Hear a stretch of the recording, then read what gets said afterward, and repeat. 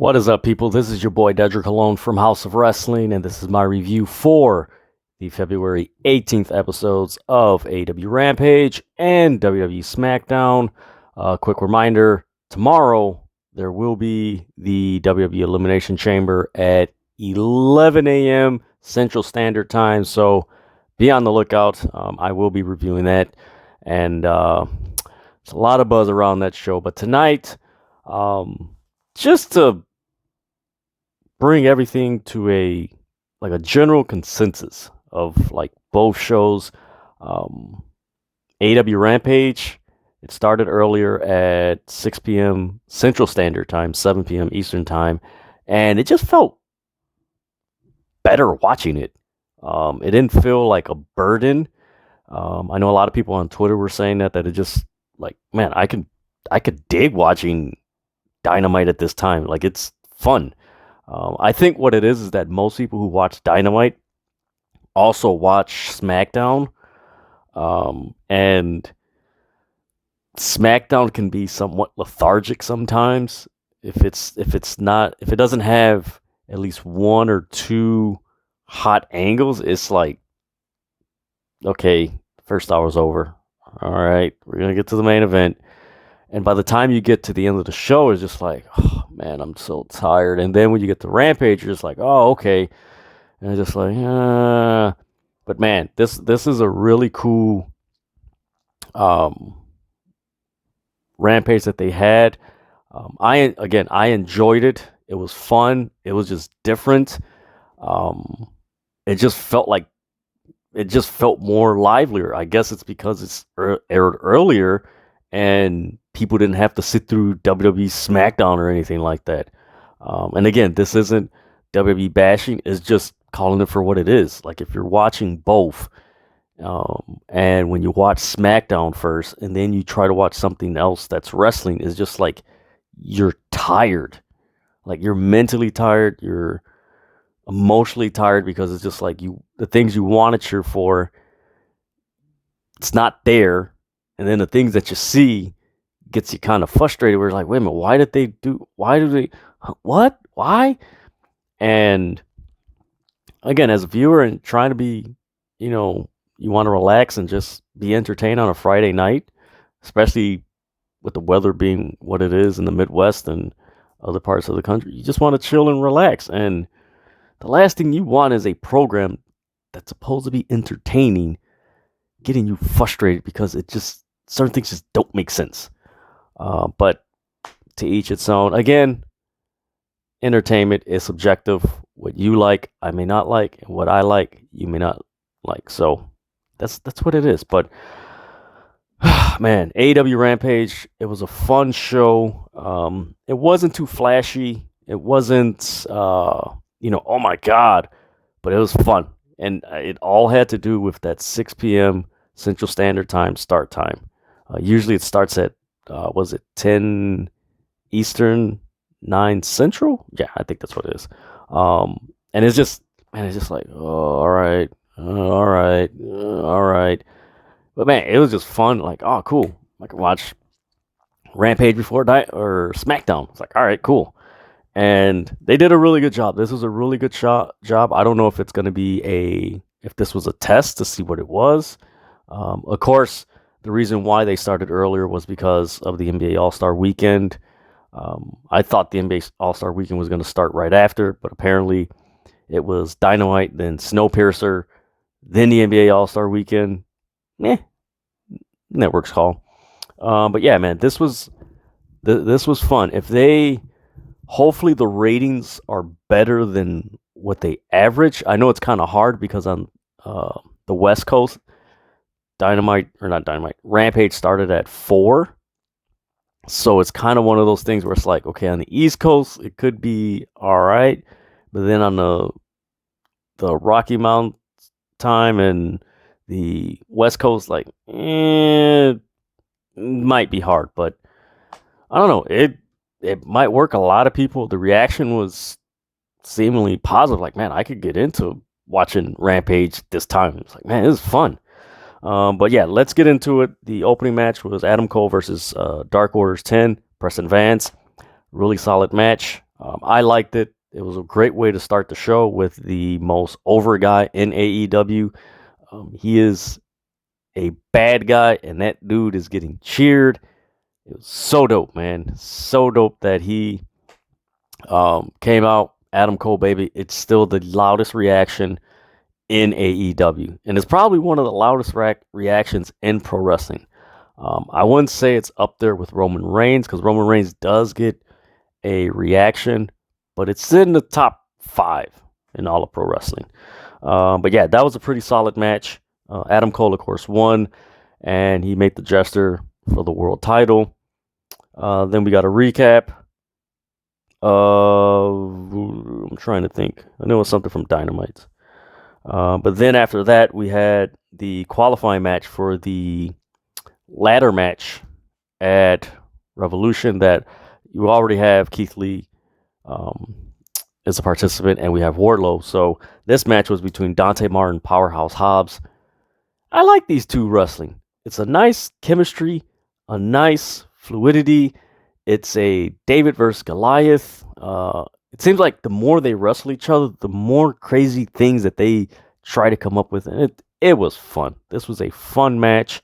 Of course, Powerhouse Hobbs won. That dude, I don't know what it is, but it seems like he's gotten more cut.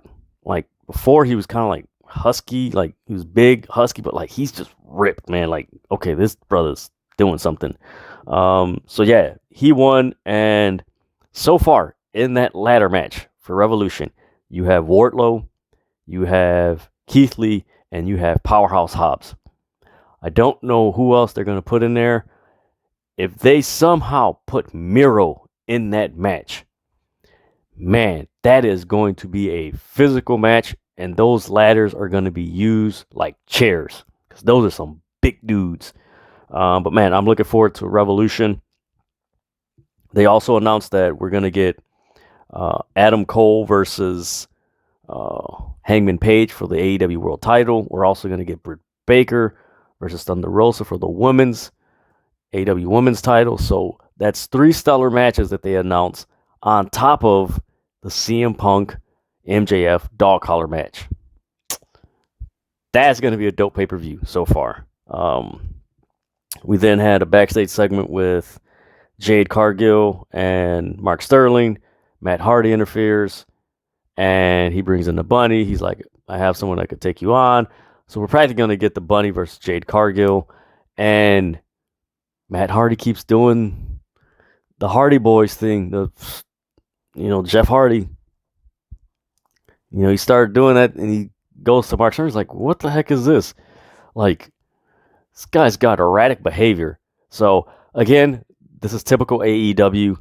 When they start dropping hints, like there's definitely dropping hints, and Matt Hardy's dropping big-time hints. Eventually, we're going to see Jeff Hardy in AEW, and it's inevitable. Like, it's not something, we might see. Like, no, they're dropping hints. And, again, I've stated this on numerous reviews about AEW. AEW has the habit and the track record that they will tell you what they're going to do without telling you what they're going to do. That's just how they are. But that was a pretty cool segment. Then you had a match between Serena Deeb and Angela Riss. That was pretty much a squash match. Again, making Deeb look even stronger. I like what they're kind of doing with the women's division. They're giving them some stories, some substance. I like it. Wish they would expound on it and have more matches, but there's a lot it was a year ago. Like this makes sense. Then you had the backstage segment, of course, with Mark Henry and Jay White and Trent Beretta. Jay White, man, this guy's money. This guy is money. He's like, Trent, you're gonna realize that this is still my era. He comes out not to Bullet Club. I was kind of disappointed about that. But then he came out to his old theme. This was a fun match. This was a great match. The only issue I have with this match between Jay White and Trent Beretta was the picture-in-picture took like 4 minutes. And that thing was long. because you're looking at the match and there was a lot of stuff that was going on that Jay White was getting in. He was taunting the crowd. He was going on the ropes. You couldn't hear anything because of the long picture in picture. It's like, oh my God, man, this thing is so long. But once it got back, the match was just wonderful. Of course, Jay White won with the Switchblade. Man, I look forward to Jay White returning to I don't know how long he's going to be here. After, of course, tomorrow he's wrestling at Impact Wrestling's No Surrender against Eric Young. I hope he comes to AEW, and I hope he brings the GOD. That will be fun. It will be awesome. Because that's what I've been wanting for the last 3 years. Yep, 3 years. But yeah, that was a fun Rampage before SmackDown. Again, I hope the ratings are good enough for them to even consider, like, hey, maybe we should switch this before SmackDown. It all depends on the East Coast or the West Coast. The East Coast and the Central Standard Time might have decent ratings, but it's the Rocky Mountains time zone and the Pacific time zone that could be kind of tricky for them if they're going to switch Rampage earlier or before SmackDown. SmackDown, of course, this was taped, and of course, last Friday, WWE decided to release a spoiler that Sami Zayn is the new Intercontinental Champion. So this was already taped. On top of that, we had the contract signing segment where, the head to the table incident from Ronda Rousey and Charlotte Flair went viral, where it looked very kudos to the WWE editing team. They edited that very well. That shaky camera thing that most people don't like actually paid off in this segment because you didn't even notice it. It was just a real quick thing. That was the opening segment. Basically to promote their match tomorrow at Elimination Chamber. So you're going to get Ronda Rousey with Naomi versus Sonya Deville and Charlotte Flair. And the stipulation is that Ronda Rousey has to compete in the match with her one arm tied behind her back. It is what it is. From there, I mean, you pretty much had Sheamus and Ridge Holland. You had a Sheamus versus Ricochet match, which I believe they've already wrestled. They wrestled quite a few times on Raw during the Thunderdome era. So you had that match. Sheamus wound up losing through a distraction and kind of like berated Ridge Holland about losing and distraction. You get a recap of Sami Zayn and Shinsuke Nakamura. You get a backstage segment with Sami Zayn and Shinsuke. Then you get a Hall of Fame video package of The Undertaker. And for me, this was the best thing about SmackDown tonight. Everything else was kind of predictable. This was really cool. It was almost like a retrospective video package of The Undertaker. It's cool. Congratulations to The Undertaker being inducted to the Hall of Fame. Kind of like when the Hall of Fame was invented, and they started inducting people into the Hall of Fame around 2004. It's like, well, we know The Undertaker is going to go there. Duh. It's not shocking, but it's cool that they're doing it now. Me personally, I tweeted this. He's always going to be me, Mark Callis, from WCW, a part of the Skyscrapers with Dangerous Danny Spivey and Theodore Teddy Long as their manager.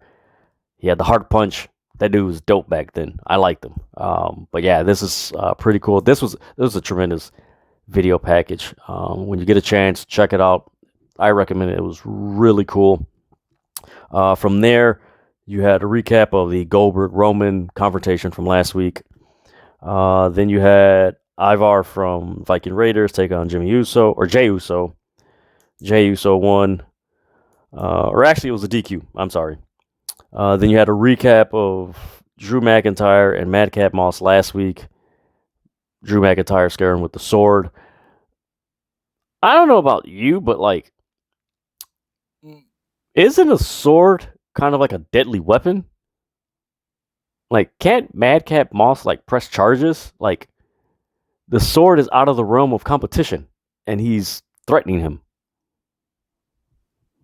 Like, whoa. Do you see what I'm saying? Like, it makes sense. Like, why? But it's WWE logic, so it is what it is. From there, we had a backstage segment with Shinsuke Nakamura. We had the Shinsuke Nakamura versus Sami Zayn match. Again, WWE released the sport of Sami Zayn won the Intercontinental title from Shinsuke Nakamura. This was a really, really good match. The only issue I had with this, and it seems to be a repetitive pattern with WWE, there have been, now mind you, you guys who follow me and subscribe to me, you know I watch a lot of wrestling. Granted, you probably think why I don't do Raw reviews or NXT reviews, because quite frankly, it's just not that interesting. To do a review, it's nothing that's like major that comes out of it, as opposed to Dynamite, Impact, SmackDown, and Rampage. But one thing I can tell you, reviewing it and giving my reviews through flyers and stuff like that, is, again, WWE has the bad habit, and it's been a repetitive pattern ever since man, it was more glaring when the pandemic started and they were Thunder Room. You saw it more because, quite frankly, you didn't have nothing else to do but watch, the wrestling. But even before that, they have a bad habit of having a good match, but the backstage segments, the video recaps, the in-ring promos, the matches, the false finishes, the DQ, no contest finishes, all that stuff leading up to a very great match takes away from the great match, because everything before it is so just lethargic, stale. It's like there's not a lot of enthusiasm that's reciprocal from the crowd to the, like, there's just something missing. And when you get to a match, you're just like, all right, I just want this. You just go through the motions like, oh, wait, this is a really good match. And I always use this example. Case in point was the Ricochet AJ Styles match in, I think, January of 2021, where AJ Styles caught Ricochet and he flipped him and hit the rope and everything. It was a really good match, but the lead up to the match, it was just so boring and draining that you're just like, oh, man, this is like, oh. Like tonight, as soon as it got to the Shinsuke Nakamura Sami Zayn match, like, I was just tired and wanted to go to sleep. I'm just like, oh, man, I want to go to sleep, man. This is just... And, of course, this isn't a knock at Sami Zayn or Shinsuke Nakamura. It's just what WWE does that's very counterproductive to make you want to be interested in a match. But, yeah, I recommend you guys check this match out. It was really good. It was good to see Shinsuke in a match that was longer than 3 minutes. Like, this was a really good match that they gave him time. I wish they would give these guys more time and actually elevate Shinsuke back to the main event scene, which I don't think they're going to do. But then from there, you had the Black History moment from Booker T. He was a school in Dallas, Texas. It's really cool. That's another video I recommend you guys check it out. I believe they might be at WrestleMania. WWE might, acknowledge them and honor them. That was a really cool moment. Then you had a recap of the Elimination Chamber. And then, of course, you had the promo or the confrontation between Roman Reigns and Goldberg to drive traffic for the Peacock Network and Elimination Chamber tomorrow. So that was the night in wrestling for February 18th. The episodes for AEW Rampage and SmackDown. Again, like I said before, I hope the ratings are decent or good enough for Turner Broadcasting to actually consider moving Rampage before SmackDown. Again, SmackDown tonight started at 6 p.m. Central Standard Time. Usually it starts at like 9 p.m. Central Standard Time, but because of the NBA All-Star Weekend on TNT, they pushed it up earlier. It was fun. A lot of the people online loved it. It was just entertaining. It was like, oh man, I like this. That was the takeaway from tonight. SmackDown, it was a taped episode. There really wasn't a lot of yay, and quite honestly, it was actually kind of like, how do I put it? Very little to no like build to Elimination Chamber. Maybe it's because so much controversy surrounding the Saudi Arabia deal and, you know, the events that go on there. They're kind of just like downplaying and just let it, whatever happens. I know they're getting $100 million per event. So it's a lot of money. That is a lot of money. But it is what it is. So yes, this was my review for the February 18th episodes of AEW Rampage and WWE Smackdown. Like, subscribe, follow, share, comment. House of Wrestling on all social media platforms. You can follow me, Dedrian Colon, at Dedrian180 on Instagram, Twitter, and TikTok. Man, it was an okay Friday night, but tomorrow, whoo boy, man, you got Elimination Chamber at 11 o'clock in the morning, Central Standard Time, and then you have Impact Wrestling's No Surrender at 7 p.m. Central Standard Time, so you got a busy day of professional wrestling. If you're in the Midwest, I think we're getting snow or cold or something like that, so it's actually a perfect day to just chill, relax, and watch some wrestling. I'm going to watch it. I'll give you guys my review. But again, thank you guys, all the subscribers. Thank you guys so much. I appreciate you guys following me and listening to me review professional wrestling. Thank you guys. Until next time, don't fight over wrestling. Just enjoy it.